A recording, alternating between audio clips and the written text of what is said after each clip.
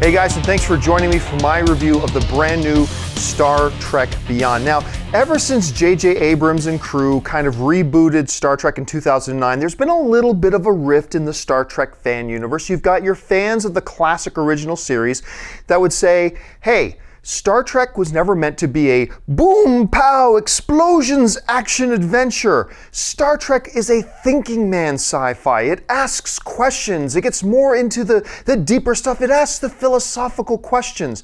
Then you have the fans of the 2009 series that would say, and probably rightfully so, that, hey, look, it's the 2000s now. You needed to update this franchise because let's face it, the Star Trek fan community was literally dying off. The movies, as all the new movies were coming out, their box office were going down and down and down. People were just losing interest in Star Trek. They had to do something. And now I think JJ Abrams did a pretty good job of finding a nice middle ground between the modern needs of sci-fi versus the classic elements, but still some fans of the original series were a little bit turned off. Now let's fast forward to 2016 and the brand new Star Trek Beyond. The ship and its captain get captured and lured into a trap by a hostile alien race, leaving the captain and select members of his crew to find a way to rescue the crew and stop the terrible bad guy from fulfilling his nefarious plot. Sound familiar? Yeah, because it's only been used in like 20 of the original episodes of the original series, of Generations, of Deep Space Nine, of Voyager, you name it. It is a tried and true Star Trek story trope, but it's used by director Justin Lin to pretty good effect in that movie, and I'm just going to lead with the headline here. Star Trek Beyond is a damn good movie, and I think it's going to be the first movie in this new Star Trek franchise that satisfies equally fans of the original series and fans of the modern sci-fi elements of Star Trek. I walked out of the screening that I was in with a lot of people, with a couple of key people who are very diehard fans of the original series, and they were super happy. And everybody was happy. Let's start with some of the cast members.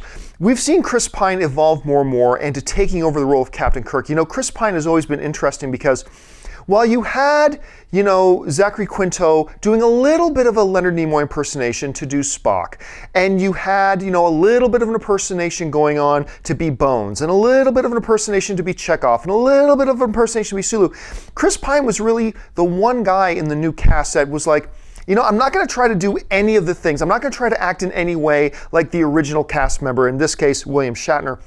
I'm just going to play Kirk, try to get the elements of his character that are important without the mannerisms of him. I'm going to be my own guy. And we've seen him more and more kind of become Captain Kirk, and he does a great job in this.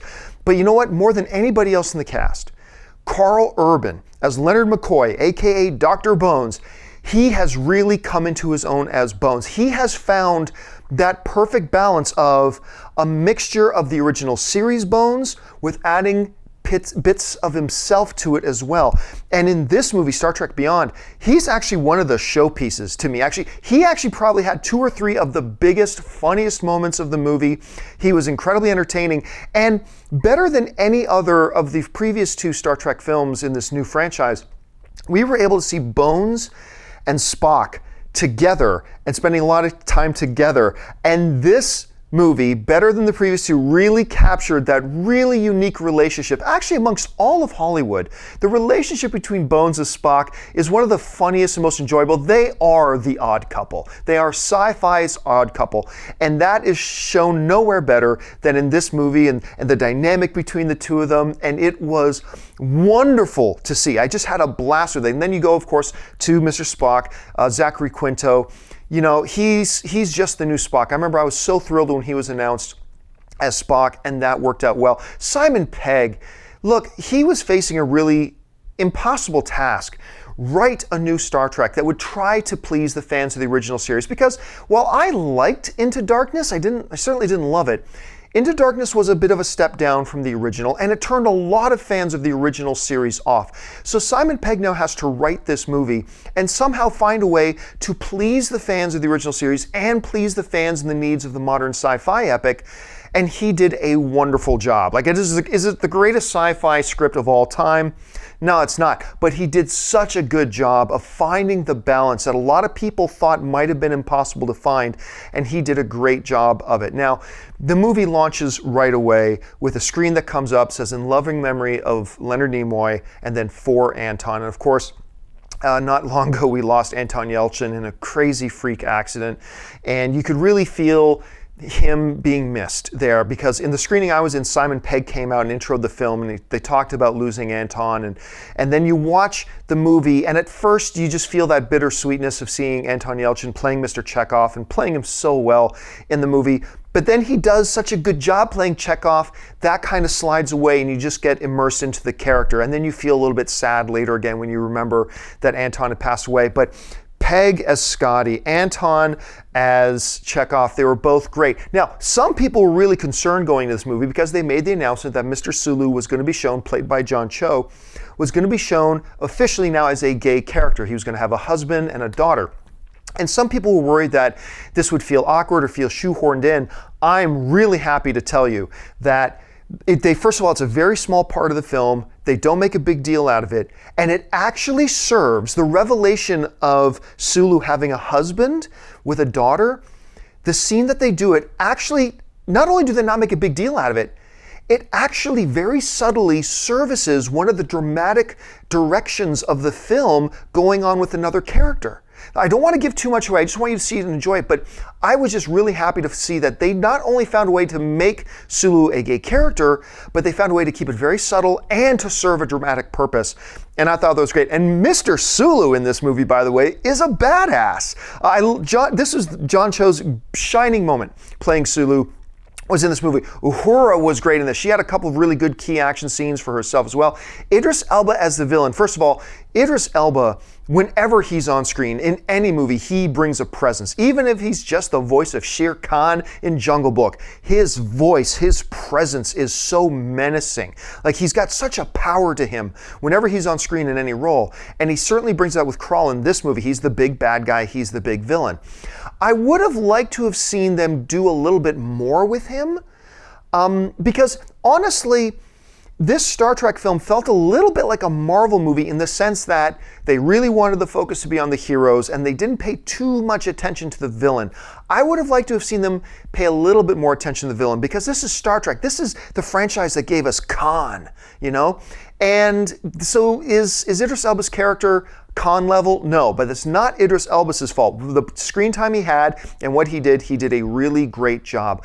One of the minor kind of elements I had, one of the minor issues I had with the film was that, you know, by the end of the film, you realize that Idris Elba, the bad guy, has this big evil plot, and it involves getting his hands on something very important, okay? I'm not going to give any spoilers away, but he wants to get his hands on something very important, and the Enterprise is the key to him getting that. But you'll see what I mean when you watch the movie. By the end of it, you're realizing he never needed that thing that he wanted to get his hands on. He could have done what he wanted to do without it. So that was one of the things that left me with a little bit of a question mark coming out. Now, the new character introduced here is, of course, Sofia Boutella, who we fell in love with as Sword Legs in Kingsman, and she's great. I was actually a little bit nervous because in Kingsman, we didn't really get to see her act much. You know, we just saw an action character, and you just need any good stuntman to do that. So I didn't know what she would bring, but she was great in the movie. I was never taken out of the movie because of her. Her and Scotty have a lot of great scenes together, and I just enjoyed it. The action was great. There might be more action in this film than in either of the previous two installments, which is really odd to say when you also say that this is also the perfect balance between the modern action sci-fi and the traditional thinking man sci-fi of the original series. But like I said, Simon Pegg and director Justin Lin found a way to strike a really good balance. This, I think, is the funniest of the modern Star Trek films so far. I think it had some of the best action. And you know what? There's a scene in this movie. Remember the first trailer for Star Trek Beyond that came out that had the Sabotage song from Beastie Boys? We're all like, what the heck is this? This is stupid. When you watch this movie and then go back and watch that trailer again, you'll go, oh, this trailer isn't so bad after all. I'm not going to give any spoilers away, but you'll see what I mean. Could the villain have been used a little better? Yes. Could the overall plot that was driving it about, you know, what the villain's trying to get his hands on, could that have been a little bit more compelling? Yes. But that is made up for with the action, with the comedy, and some great dynamic side stories going on. Kirk is struggling philosophically with what he's going to do with his future. What is my place in Starfleet? We see a little bit of that in the trailers. But also Mr. Spock at the same time separately is struggling with the same questions. What is my place in the universe right now with Vulcan being destroyed and there's a new Vulcan, and they do a great job further exploring the relationship between him and Uhura. Man, I'm just telling you, they did so many things right. Like, it didn't completely blow my mind, but they did so many things right with the Star Trek film that I came out of this movie smiling and really happy, and almost everybody else came out smiling and really happy too. I think this is a Star Trek film that is the most balanced one they've done so far and will make people of the original series and the modern things happy, and I think most people are really gonna like this film.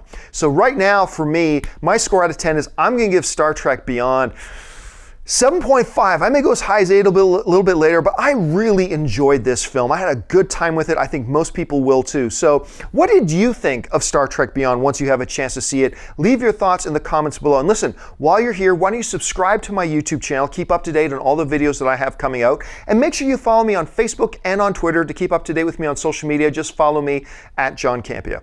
That'll do it for my review of Star Trek Beyond. Thanks for joining me, and until next time, bye-bye.